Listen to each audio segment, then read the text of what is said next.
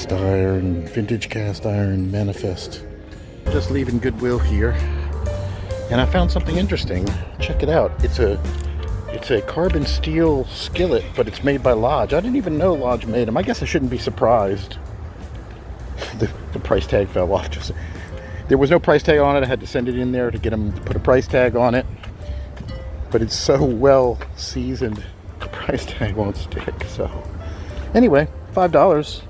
Pretty nice little carbon steel skillet. I don't know if it's got a non-stick on it. I think that's just the seasoning, but I'll take a closer look at it later. All right, today I'm kind of just, this beautiful day, I needed to get out of the house. So I'm over here at this Goodwill outlet. This is one of those ones with the bins, and I've only started going a couple of times lately, and I'll show you what I found today.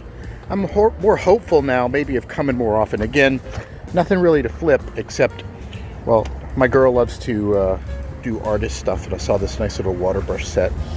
I think that goes for about $30, $40 on eBay. This is interesting. This is a little kalimba. Everything is like 99 cents a pound, right? So this whole basket cost me about $26. So I got this really cute little kalimba. Again, it's probably $2, you know, if that. You can't beat that price. Nice little backpack. Clothing here is $1.89 a pound, so it was a little bit more for that, but not much. Nice pair of tactical pants. A World's Fair cutting board. That's pretty cool. Again, you know, that'll might work in the booth. This is what I got that's really interesting. It's worth checking out. It's a Pioneer DJ thing, and I know nothing about it. Absolutely nothing. Maybe it's completely broken and it doesn't work, but it probably cost me $5 or $6. So it's worth seeing if it works, right? I'll take a chance for that cheap. Why not? A dog door. I saw one of these at the other Goodwill for like 20 or 30 bucks. And they're always useful. So this was probably just a couple of bucks. I'll certainly get it. This is a little golf putting green. See, it looks like it's never been used. So, super light. So I'll get that. Even found the little lenticular thing that goes around it. Pretty neat. So, not bad. If I can find one or two things to flip in this, it'll pay for the whole lot. But it's mostly just fun little things to fiddle with. Okay. Now that I've hit the bins, I'm going to go back into the outlet side and take a look here. Last time I was in here, I found some pretty good pieces of art. We'll see. We'll see if there's anything interesting here. Alrighty. This used to be a Lowe's. Big, huge Lowe's. You got to wonder what kind of area you're in when a Lowe's goes out of business, huh?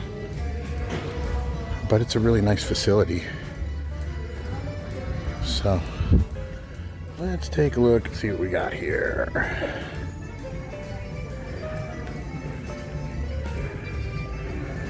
Cajun Santa Claus music.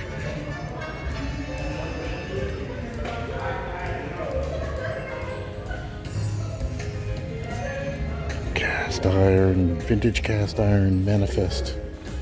Probably not going to happen.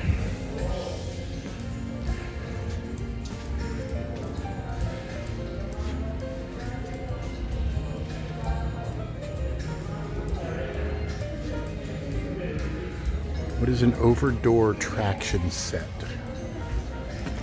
I don't even know. Look at this old realistic clock radio.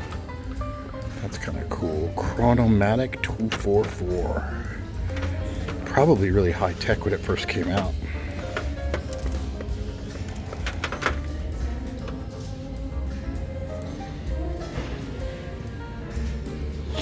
Whenever I see any Radio Shack brands, it always kind of makes me sad that Radio Shack is gone. I was one of those kids that just loved Radio Shack.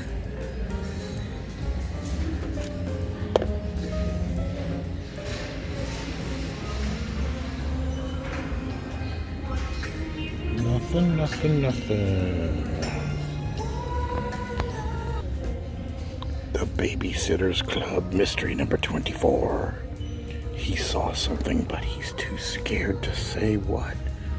Ooh. True stories of the Amish. Interesting.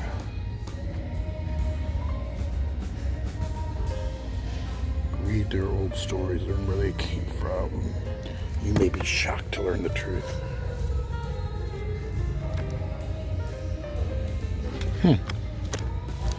That's interesting. Is it worth $2? So I'm leaving the Goodwill, and I'm in what's called New Orleans East. Lots of swampiness there. This used to be a vibrant area of New Orleans that was really expanding in the 80s, and you can see like there's trees just overgrowing the unmaintained roads around here, and there's just tons and tons of commercial property that's just lies vacant now. This place basically never recovered after Katrina. It's really a shame. And I grew up around here, so it's kind of interesting to see how things have changed. And I'm just driving around, just kind of waxing nostalgic about the whole area and how it really has changed so much. There's just not a whole lot there anymore.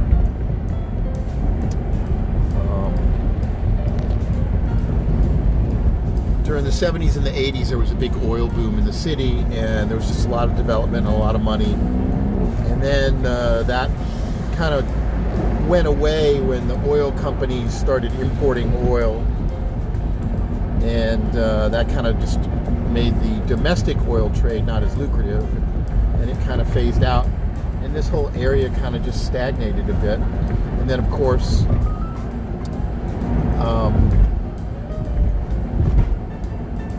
Hurricane Katrina, when it hit, this whole area was pretty heavily flooded and damaged.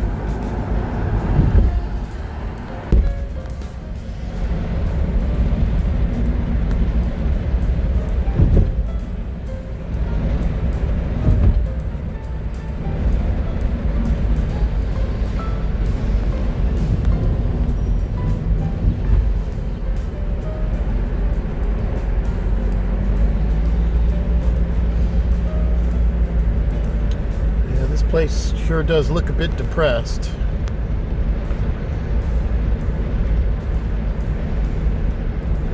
So I'm here again at the bins at Goodwill. This is on a Saturday. It's a little more crazy than usual. They just wheeled a bunch of things out and everybody just pounced on it.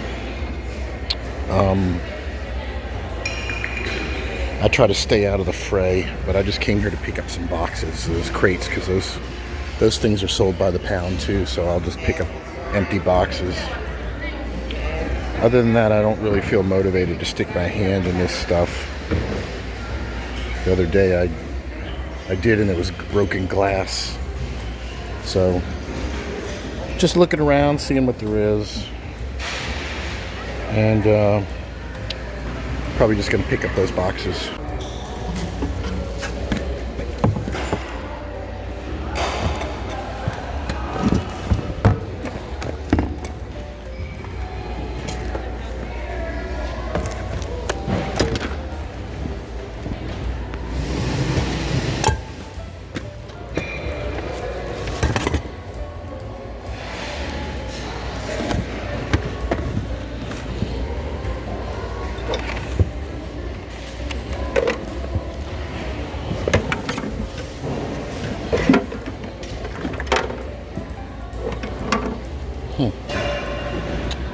Alright, mostly boxes, but it's the skateboard is interesting. I have a feeling that it's not an old one, it's a repro of an old one, but it's pretty nice anyway, and probably only a couple of bucks, so I think it's worth grabbing just to see. So once again, I'm here at the bins in Goodwill. I'm here on a Monday morning between like around 10:30 or so. This is definitely the time to come. It's not that crowded. You can kind of casually look through stuff without being attacked by people throwing stuff on you and digging and grabbing things out from under you. Definitely a little more mellow, but kind of nice. I'm also kind of reminded of how much junk people just throw out. You know, and I guess, I don't know what the criteria is for them to put this stuff in the bins versus, you know, processing it in the store. Probably just how clean it is or something. But a lot of stuff here. A lot of interesting stuff. You know, this is a good place to get that kind of endorphin rush of just looking through stuff and seeing what you can find. Found a neat little kind of case here. A fan. I'm going to plug that in and check that. Some cookbooks. Look at this little Oregon Trail card game. Nothing really awesome yet. Just kind of poking around. Some pretty nice frames here. But at $1 a pound, could add up a bit. Don't really need any, but there's some nice ones.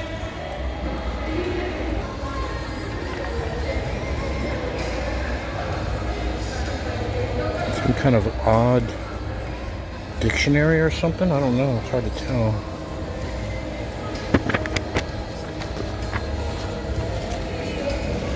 Usually you can tell by the maps. But it's really... Sometimes the maps in these things are valuable. That's the thing about a place like this. You could just tear the maps out. Take them with you. Like, look at that. Put that in my basket.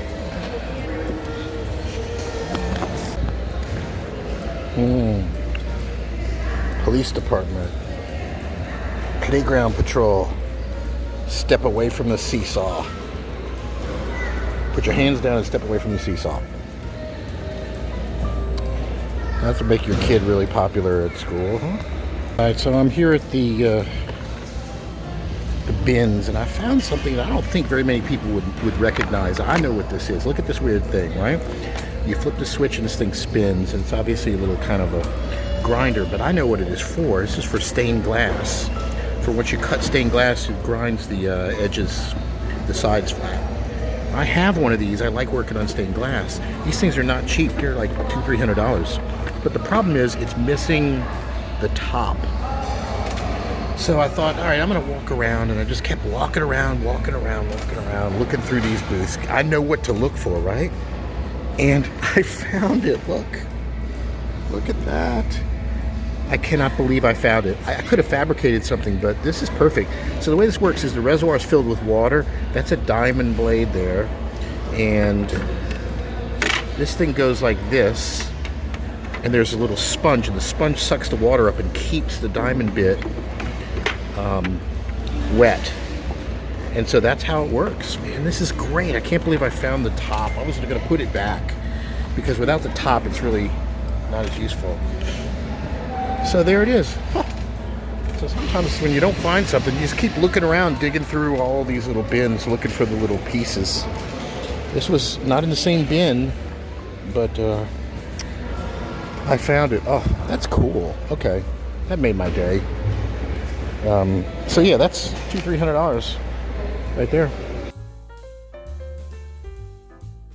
I want to thank everybody for tuning in and enjoying the video series and supporting me thus far by subscribing and clicking like and all of that. And if you want to catch me on TikTok, sometimes I have previews of what I'm working on that I haven't published lately. That's at TikTok/@WisdomStudio. And if you're on Facebook, look up the group Vintage Cast Iron Hunting, Restoration, Identification, and Sales. And until next time,